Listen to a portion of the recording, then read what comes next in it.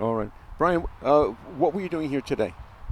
Today, I was invited by the West Los Angeles City Council to represent amateur radioing during the flag placement ceremony. That's basically what I've been doing here all day, just been trying to drum up some interest.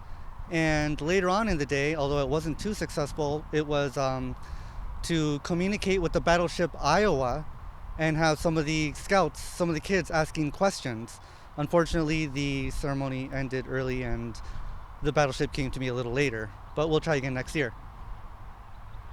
What was your experience like watching these? Was it mostly Scouts, Boy and Girl Scouts? Yes, it was mostly scouts. There were some Girl Scouts, there were some girls in Boy Scout uniforms, which they can't do now. Goodness, it was a beautiful event. It started early, it went by fast, and it was amazing to see all the kids, all the scouts come in, do their thing. I heard some salute from some guns, and it was a lot of just thank you for being here, thank the all these fallen people for ensuring that we still have our freedoms, and then it was the kids going out and placing flags on every headstone. It was beautiful. What was the purpose of the discussion of patriotism? The discussion of Did you patriotism. say that they mentioned the idea of coming to the cemetery to reinforce the idea was it a patriotic motif? It was definitely a patriotic event, motif. I mean, there were people placing flags all over, but I guess it's just mostly to remember the people that had fallen to ensure that we have what we have. Which is Our freedoms, our liberties, the things that we can do that sometimes we can't do in other countries. Being able to say what we say, being able to do what we do, being able to be how we are. And it's all because of everybody here that is buried. what were the ages of the? I understand there were Scout Masters. What were the ages of the young people? Oh, it ranged. I saw kids as young as 4 years old, probably younger siblings because they weren't in uniform, but I saw kids as five that were in uniform.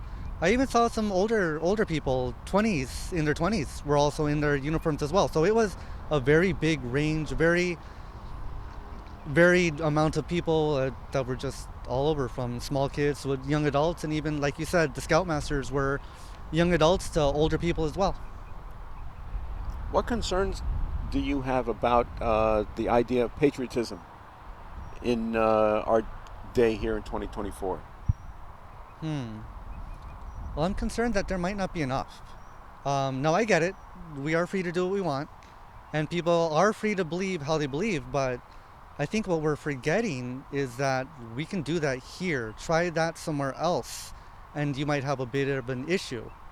And I think that's my issue, is that people are forgetting that they can what it is to be American. What it is to have freedoms. Yes, you can do anything you want within reason, but how did that come about? Why is it that you can do what you want? And I think that's what people are forgetting. What concerns do you have about the loss of freedoms today in online and in social company?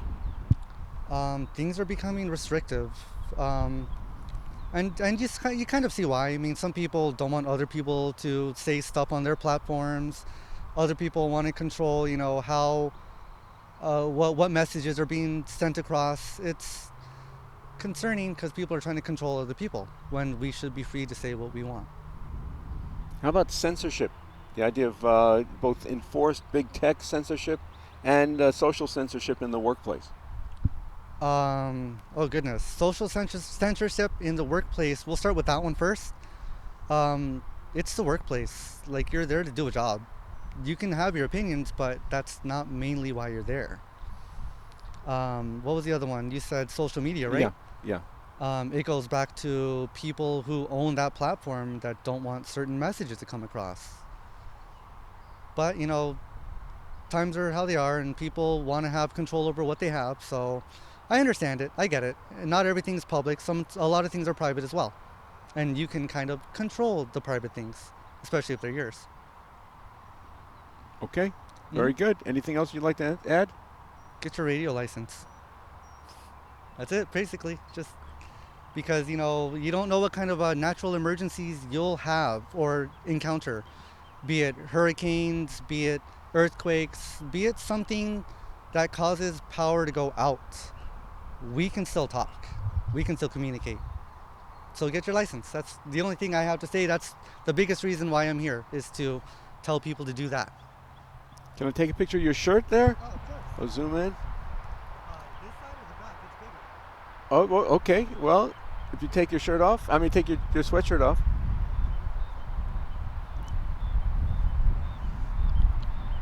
Simi Settlers, Amateur Radio Club, Simi Valley.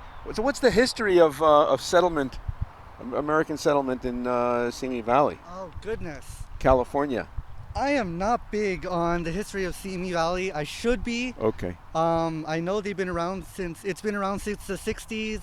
There were a lot of orange groves all over the place. That's mainly what the area was known for. Every so often you'll see that some houses still retain some of those oranges from the groves, but it's this nice, quiet town. Not a whole lot goes on. What do you think about the southern border and people who come through, being let to vote? Any thoughts about that? People who were not educated, raised, and acculturated to the American way of thought. I don't have too much thoughts on that. It's one of those freedom things: vote or don't vote. But the one thing is, if you're going to come into the country, at least do it right. But like I said, you don't know people's circumstances. You don't know why they're coming in or why they're not. Okay, good. Thank you. Very good.